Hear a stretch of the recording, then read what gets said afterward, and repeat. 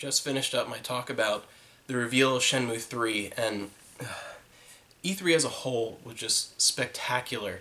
I mean, it really just, these releases, these announcements back to back broke the world. It not only crashed Kickstarter, I felt it. It was in the middle of the night, and it was incredibly hot here, and I wasn't able to film this video the day directly after because it was perfect timing where as I'm watching these announcements, as I'm literally sitting at my computer crying and just sort of silently screaming, trying not to wake up everyone around me, that our air conditioning went out. And it was within a few hours over 90 degrees in our apartment, and it wasn't fixed until early the next evening. And it was horrible, not just for us, but Minx, if you've seen our videos, our pet chinchilla, that's really bad for a chinchilla. That's dangerous to the point of she could have a heat stroke, and she has a stone cooling pad that we put in the freezer and put back in. We had ice in her cage, and eventually it got to the point where we had to take her to our in-laws, which we were avoiding doing because of the stress of travel.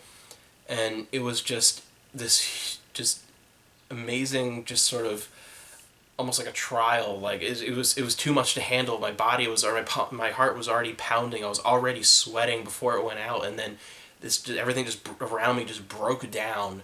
It was such a stressful day for so many reasons, for good reasons and bad reasons, and it sort of summed up my whole feeling of just, this isn't real, this can't exist. I went through that whole day thinking I'd wake up, and it wasn't a day. There was too much happening. You couldn't, the Last Guardian wasn't vaporware. It was actually coming out. I mean, you had new IPs that actually looked interesting. I really enjoyed the Battlefront footage. I'm not even a big Star Wars guy, but the new Battlefront looks really great at both, Microsoft and Sony's E3. Nintendo's is a little disappointing overall. I mean, Star Fox looks good, especially if you're a fan, but overall, I think Nintendo's was disappointing only because of the continual Nintendo Directs. We already kind of knew everything. There weren't any real big surprises left over for them to show at E3, and I think they're given a little too much flack because of that. It wasn't an E3 showing in the same way that some of the other companies were doing, particularly Sony and Microsoft. It was, in many ways, just another one of those Nintendo Directs. It wasn't anything big and better, and I wasn't expecting it to be. So I wasn't disappointed. It was just sort of okay. And then, obviously Sony broke me. It was too much to handle. I mean, seeing the Final Fantasy VII remake actually becoming real. I mean, realistically, there's no way it will ever touch the original. There's just no way. And I don't think most people are expecting it to. I mean, just looking at their track record recently, they're obviously going to put everything they have into this thing, and it will be a good game. I really can't see how it's going to be a bad game. But I think if you're going into it with the expectation that it will equal that release back in '97 and it will recapture that magic and that nostalgia, the industry's in a totally different place, and it's just not the same thing.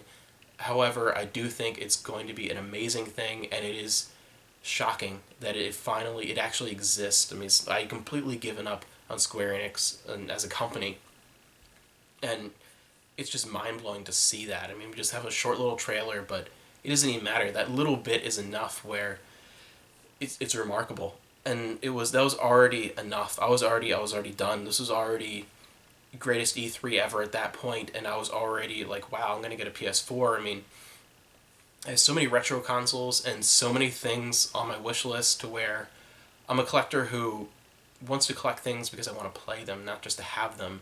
And to be into not just mainstream consoles, but to want to get, a bunch of games for FM Town's Marty, to have, PCFX games and PC Engine games, and to want to get into Bandai Palladium and all these other things. There's a limit to how big my collection can be, where I can reasonably play games multiple times throughout my life. So I was not going to get a PS4, and had zero interest, and still really have no interest in Xbox One. And I was going to get a Wii U simply for a handful of exclusives that I really wanted. And I'm getting multiple PS4s now. It's not even a question at that point. And then the biggest bombshell ever. What is my most just anticipated thing ever, not just game. Shenmue 3 was announced, and I lost it. I really wish I had had footage going that night, but I didn't have a camera set up because I honestly wasn't expecting to get too excited about anything from this E3. It honestly was, I was watching it just to kind of be in the know, kind of to understand what's going on in the industry, because I'm someone who's very fascinated and very dedicated to understanding the history, even the obscure history of the industry, and understanding the economics of the whole industry, and just really getting into that. I'm someone who, was going to school for history and doing a lot with economics, and really pairing that with my passion for gaming was something that I really enjoyed, and wanting to learn something new every day. But I wasn't expecting to find anything that would really ignite a passion beyond that and make me want to, save my pennies for a purchase. I wasn't expecting to see that at all.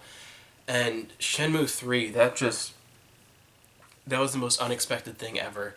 And I've never reacted that way to a game. And the footage of me in the first video is of me watching it like a third time, and I was still crying. I was still so happy. I was still so shocked, and just it's still unbelievable to me.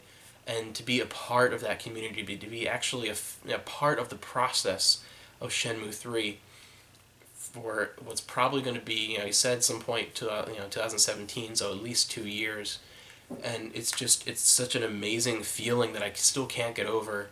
And E3 as a whole this year just blew me away. I've never had an experience like that. It was almost too much. I really think, even if you are not into something like Shenmue, even if you've never heard of it, even if you are not a big Final Fantasy fan, or something that's very more artistic rather than flashy like The Last Guardian, it was still a good E3 for everyone, no matter what your tastes were. There was quality for something for everybody. And it's just something where this is what I want to see. This is what I've been disappointed in. All of Gen 7, I've gone and really found many hidden gems. Things like, Fragile Dreams and Xenoblade Chronicles, and there's even many more on the Wii, more than people realize. Things like The Last Story, and there have been some quality sort of AAA or very in-your-face releases, things like the Persona 4 Arena 1 and 2, and Catherine. There's been good stuff, but as a whole, there just wasn't the heart and soul in that there used to be. In that whole industry, it's sort of, for me, my favorite console of all time is the Dreamcast, and in a lot of ways, not just for the physical console, not just for the library games that's on it, but also for what it represents as sort of the last thing that was gaming for gamers, the last thing that had this heart and soul. And from that point on, it was more of some individual projects having that old magic rather than the industry having the magic.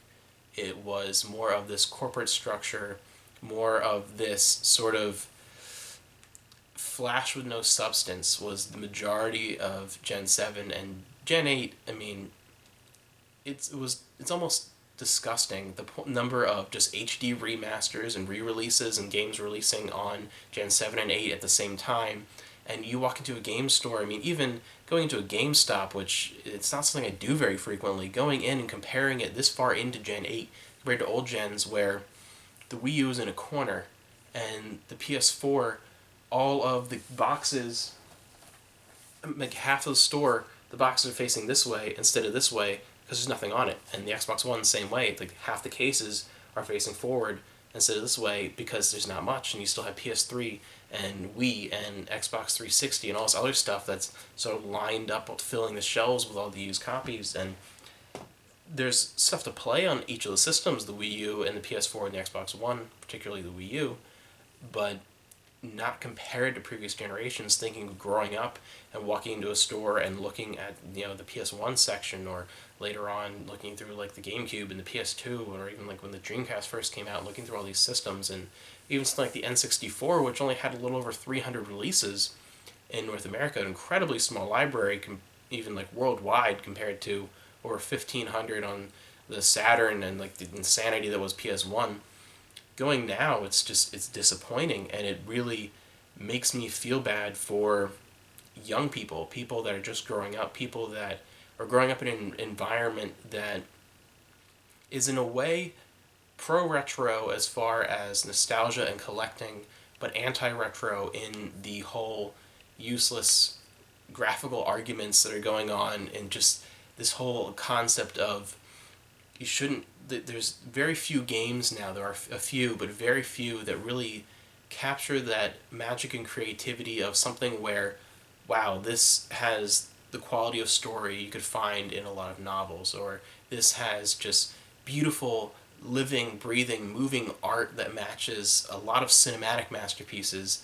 Those, it's become a thing where those are just a handful of examples rather than a mainstay of the industry.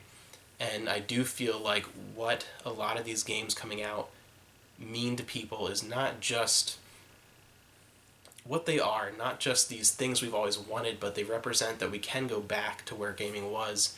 And it's beyond gaming as a whole. I've talked a lot in terms of games, but it's something where having something like The Last Guardian show up and being at least an 8-year process, 9 years from the time it comes out, having something like the Final Fantasy VII Remake be real, having things like Shenmue III existing, is something where it honestly makes me feel the announcement of Shenmue 3, just a rush of emotion, because it wasn't just holy crap Shenmue 3, it was like holy crap, dreams do come true. You can just be completely devoted and never give up for a decade and a half, and your dream can come true. You can actually create and finish this project you started.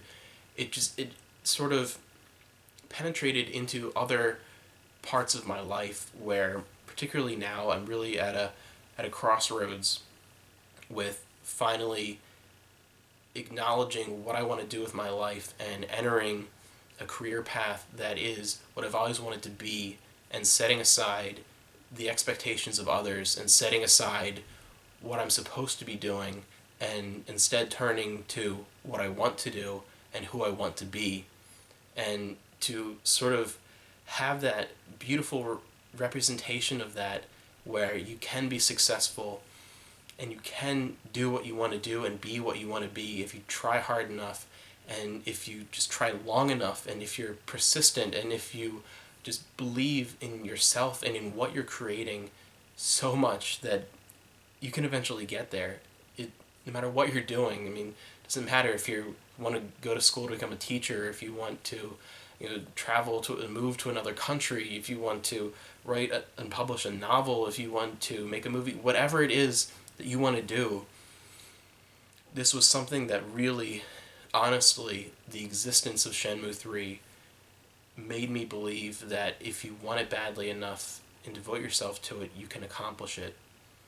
It was really, in a way, therapeutic for this thing to exist and to go onto this Kickstarter. And I've said before in my other video, that is the way to do it, not just funding the project through Sony and having it come out. That's the easy way, and that's a great way, and it would just the fact that it exists is beyond wonderful.